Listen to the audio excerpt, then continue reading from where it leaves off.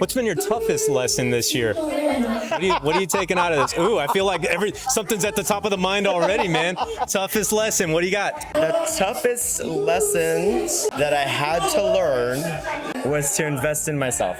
Ooh. And I say that as a former people pleaser. Okay. Saying yes to everything and everyone, and taking those notes again. Taking notes. Just when you focus on you, because people don't realize you can't give from your cup if your cup isn't full, and only if your cup is overflowing. Yep. Can you give to other people? So I always tell people, journal, meditate, do the grounding, put your bare feet on the grass at sunrise or sunset, do things with your dogs or your family or your kids, things that fill you up. So when there is a crisis or an unreasonable buyer or seller client, you can go, I got this. Yeah.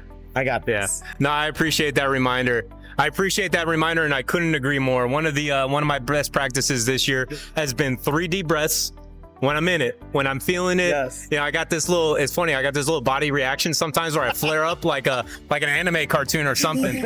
And when I'm feeling that come on, it's just 3 deep breaths and I fight to get the giggle out of my daughter. Yeah. You know what I mean? I go chasing her, I go making funny faces or something like that. I get that giggle out, I'm grounded. All right, let's tackle what's ever in front of us. The emotion is removed, the anguish is removed. I always love this.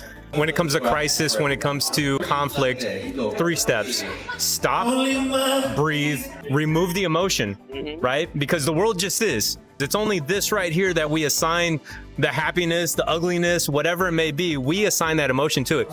But if we remove the emotion, and here's the best part, the 3rd step, do the right thing. Do the right thing. It doesn't matter, your upbringing, what you do, what company you're with. We know what the right thing is. Yep. You do the right thing always. Yep. And it makes it so simple. So it's amazing. So I appreciate the reminder. I'm right there with you, man. Yes. So let's go back to that family front, man. You and Ro, what's some family goals in the new year? Oh, I love this. So Rolando and I are celebrating our 8-year anniversary on New Year's Eve. New Year's Eve. New Year's Eve. That was Congratulations. intentional. We'll never forget it. Okay, all right. And fireworks every year, man. And we've got 1 booked international trip and 3 more this year. Okay. Next year coming up. So really it's about being intentional with the conversations we're having and the connection and spaces we're having. Okay.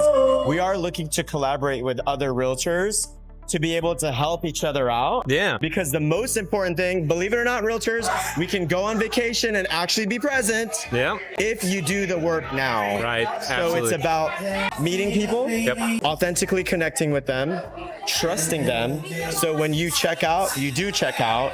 And if I can say anything to our fellow realtors, there's such thing as vacation magic.